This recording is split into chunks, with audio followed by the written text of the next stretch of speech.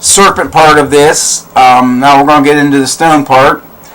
So I'm going to break it off right here for this part of this section, and we'll get into the stones here after a while. And you can go, if you want to keep going on that, you can just click on the next one, and you can see about the stones.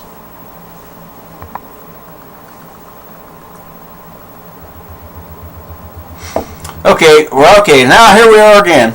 We're going to get into stones. The Andastes, the Adinas worked with stone. They were called, like I said, some people call them the stone people.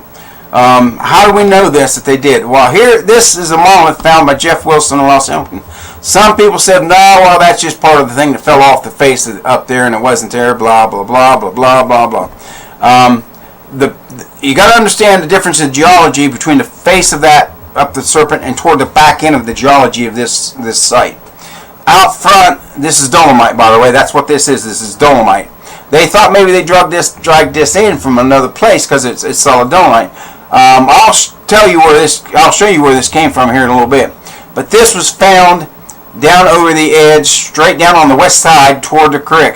I believe it was thrown down over there by the Cherokee, because the Cherokee have accounts of them going through, taking these sites and doing this to this, throwing these down off the side on the west inside, throwing them toward the creek, or even putting them into water to put them to sleep. You throw it to the west side because that's where the sun sets. That's taking that spirit, if you get into the spirituality of it, taking that spirit and putting it to sleep where the sun sets. So, I mean, you need to get back into... I think if you're going to be an archaeologist, you have to get into the religion, do a 2-year study of the religion. I don't. Maybe they do. I don't know. Or maybe I'll take an archaeology course and see. But that's just part of that. And if you look at this right down here, you can see this plinth laying right down in there.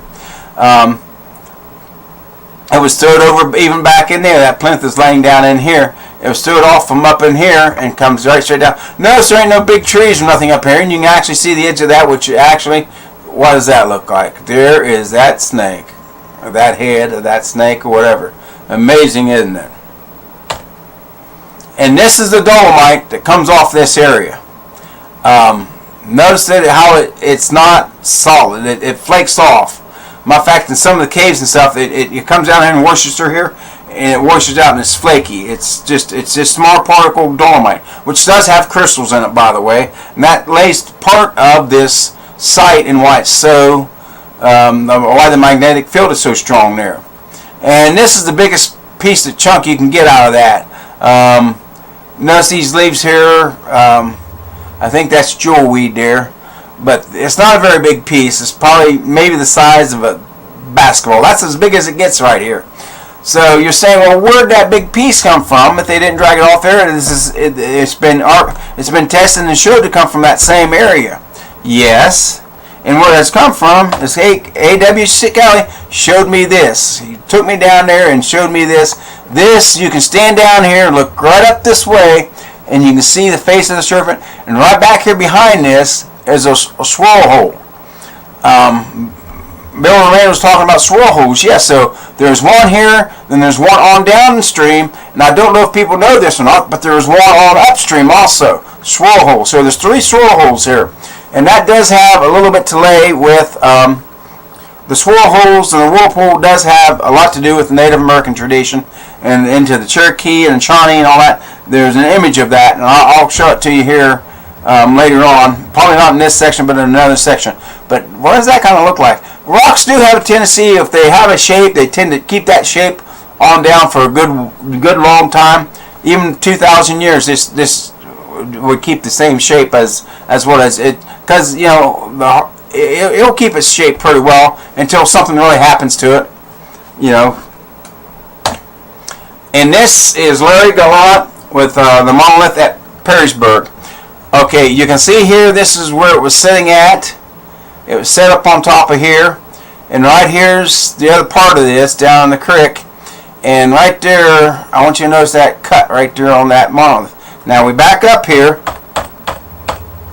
and I want you to notice, if you get off the one side, you can actually see this cut a little bit better on this right there. So we get back to Larry Gallant. Then we go to this is standing stone. This isn't the original one. This was torn down and they reconstructed it.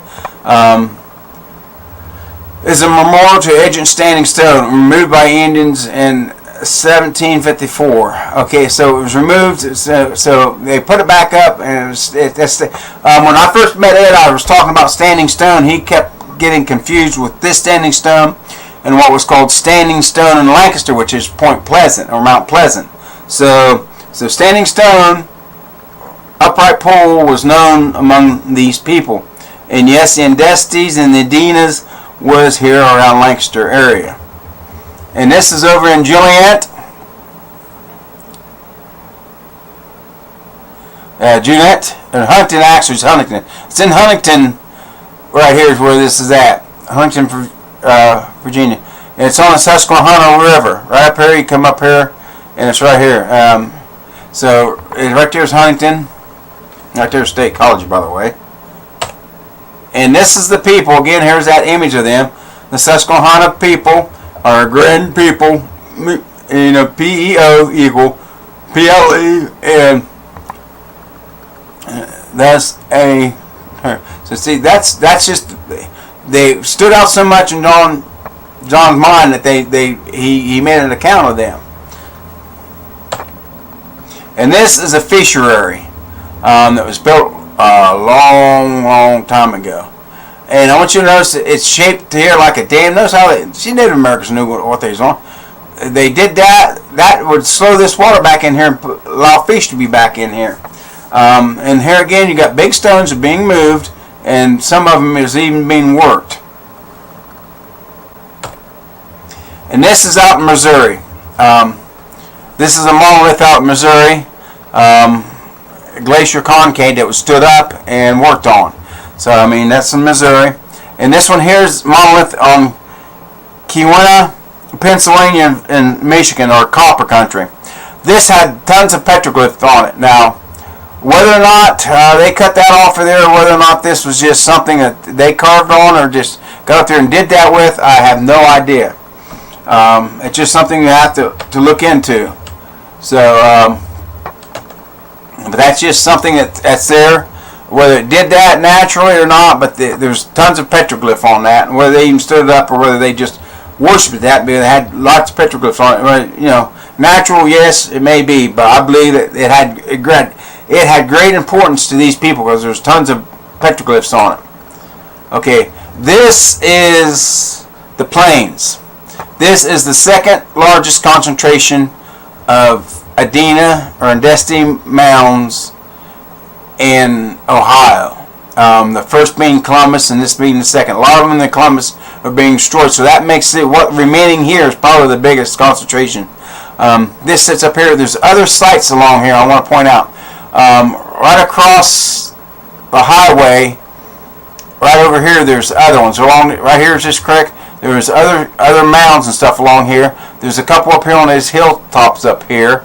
And there's a couple of them up here, and there's some over here along this, was some along over here on this side over here.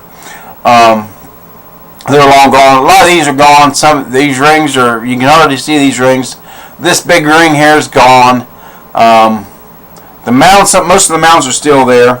But this is the plains in Athens County. And I did something wrong there again. The wrong thing. And this is Glenford Stone Fort again. Okay, we got that image of Glenford Stone Fort. Okay. And I want you to notice the stone working is what I'm trying to get to. And this is that image of that. When you're standing in that, you're looking up that stone. They cut this out of there. They cut this. They chipped that away. Okay. So, and that just to get you into understanding that they've worked stone, they know how to work it, and they could use stone and form it in the way they wanted to form.